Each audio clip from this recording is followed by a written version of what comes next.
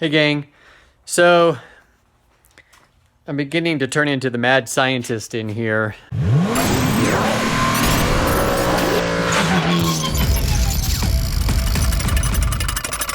I'm going a little bit crazy with pistons for this Nissan Xterra engine. I'm having a difficult time getting consistent measurements with my micrometer. The long story short is that when I put my calipers on here, I can't tell why. I'm constantly recalibrating the caliper, and it calibrates, it shows that it's consistent.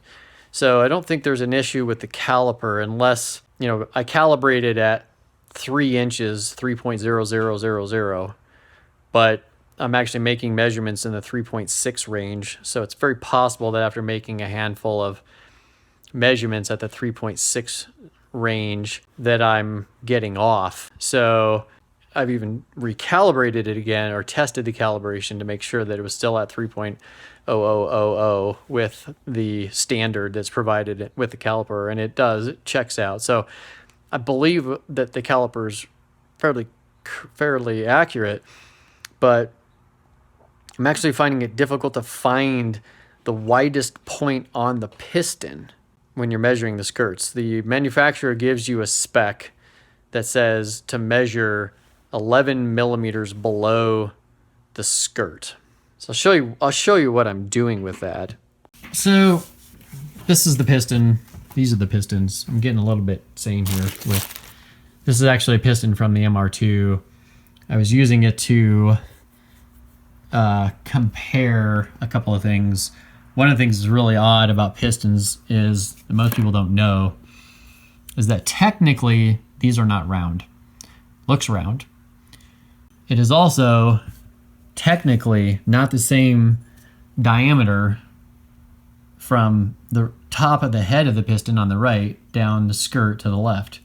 It tapers wider as you get from right to left here as you go towards the bottom of the piston. Top of that, the wrist pin is actually not drilled in the center of the piston either.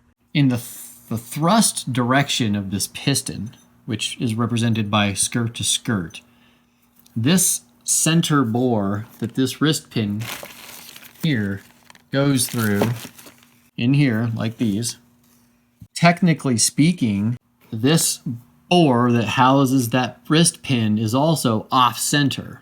This is why I have this measuring tool on here. What I was determining is the left edge of that straight edge represents the center from here to here, assuming that I was relatively straight, dialed into the center point between these two humps.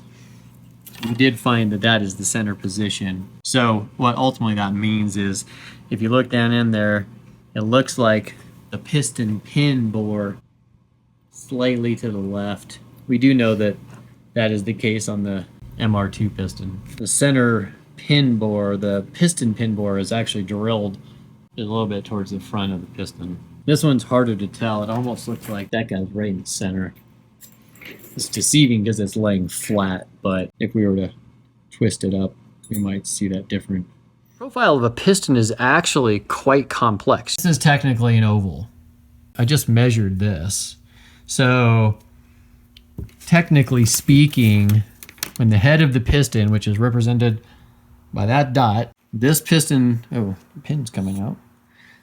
So when this piston, as you can see in my diagram here, the head of that dot, the piston here is that dot. So technically, if you look at this number here and this number here, this represents this direction.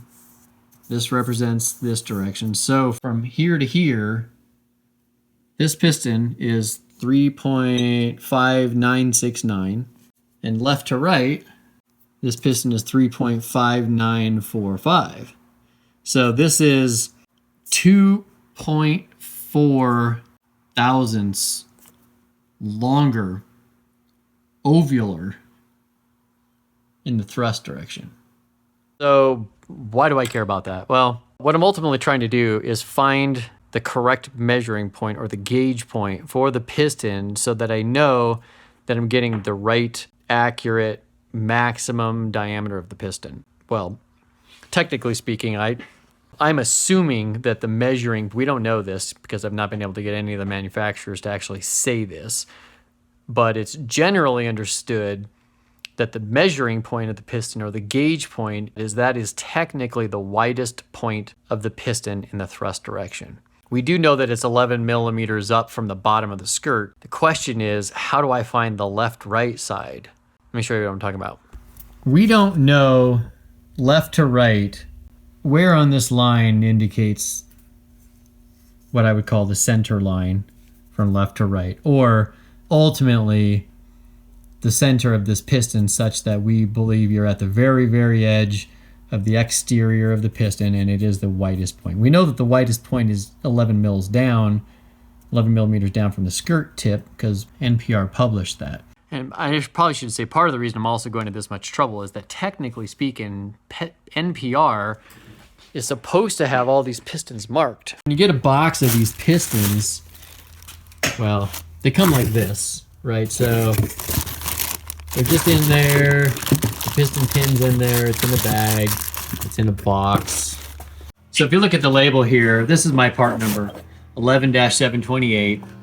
-2 just indicates that you are the second size up from modification. So -0 is standard size, -1 is 10 thousandths over, or a quarter of a millimeter, which they don't even sell anymore.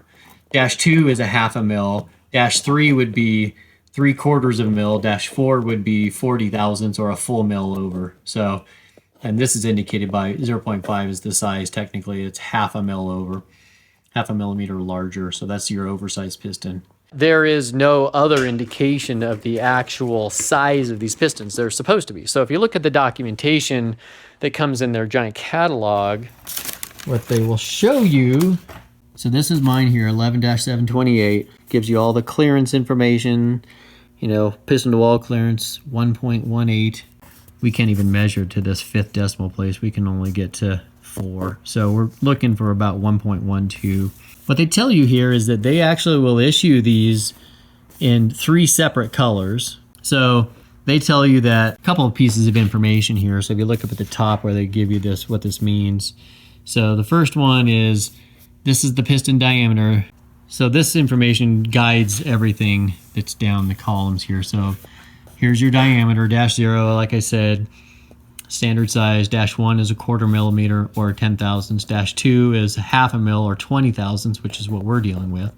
So, but they also have this color code, right? So they have yellow, red, and blue. Okay, so for example, if you took a yellow one and you were at -2 here, come all the way down, yellow -2 is this. So each of those pistons should be 91.9630 millimeters, or 33.62059. There's always an extra decimal place when you're dealing with inches, which makes this even more difficult because most of the measuring tools are all in inches. So, and the other cool thing about this is they tell you that the tolerance, that every single one of those pistons should be within 1.2 10,000ths of an inch, or 12 hundredths of a thousandth of an inch, which, again, we can only go to 4 decimal places. So we do know that each one of these pistons should be roughly within 1/10,000th of an inch, which is that 4th decimal place. So problem is, we don't know what color. That's the problem, is that when I talked to NPR, I called NPR again the other day and asked them about this, because this is the second set of pistons that I bought. The first one I bought when we were doing development, and I even talked to the engineer there about it, and he said, oh, well, there should be a color indicated on the bottom of that piston. And I was like, oh, well, where? You know, none of mine have any. And so he's like, oh, I don't know. That's kind of weird. You should have had that color, whatever. Getting time with an engineer was tough anyway, so I didn't focus too much on trying to worry about the color. But I bought a second set of pistons, again, no color. So I called NPR and I let them know this, and they're like, what? There should be a color. It should be on the bottom side of the piston. In here somewhere, there should be some stamp of color somewhere in the underside of this piston, which I couldn't find. So this was on Thursday last week, and they're like, oh my gosh, we don't know what's going on. We'll call you back. So I called, they didn't call back. I called back on Friday, and they're like, oh yeah, you know what? We're still working on it. We'll call you as soon as we know. I was like, okay. So here it is Monday afternoon. I was like, you know what? I got to do something with these pistons. Get this engine going. So, and I said, did you guys find out anything? And they said, oh my gosh. They said, we went through our entire inventory of those pistons, 2,000 sets of these, or 2,000 pistons is probably what they meant, but 1,000 in one building and 1,000 in another building. They were very specific and said none of these pistons had color mark on it. And they're like, that's not right. So they literally pulled all of them. So I can't even get another set now because they are concerned about the fact that they don't have any idea what size those pistons are. I mean, and technically you can measure them, which is what we're trying to do, but it'd be really nice if I had the manufacturer who already measured them with a high degree of confidence of the exact measurement of each of the pistons that I have. I would at least have a frame of reference because, you know, the temperature is changing in here. It's probably fluctuating from mid 50s to about 70.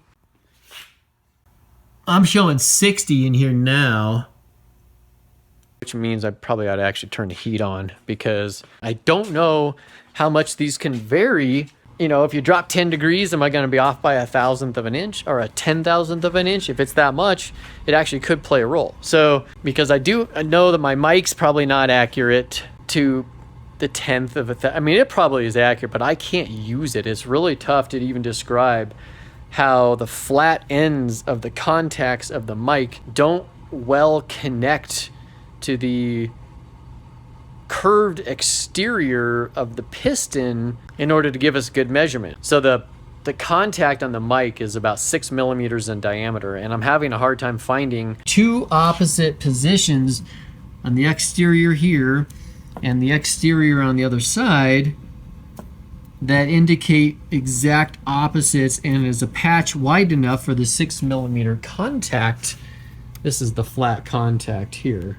And I'm having a hard time getting this mic, when you put the mic on here, literally being able to hold the piston still and get this, you know, in the correct position over here and get it in the correct position over here, staying on that line so you know you're 11 mils down, and then trying to figure out side to side where that's supposed to line up. So because I am getting enough variance in my measurements, I'm just trying to figure out what the deal is. And some of this is swinging around from almost a full 1/2 of an inch, 4/10. Like I measured this and it was 3.6205, and then I measured again, it was 3.6201, and then this one was 02, and then it went to 04, and this one was 05, and it went to 01.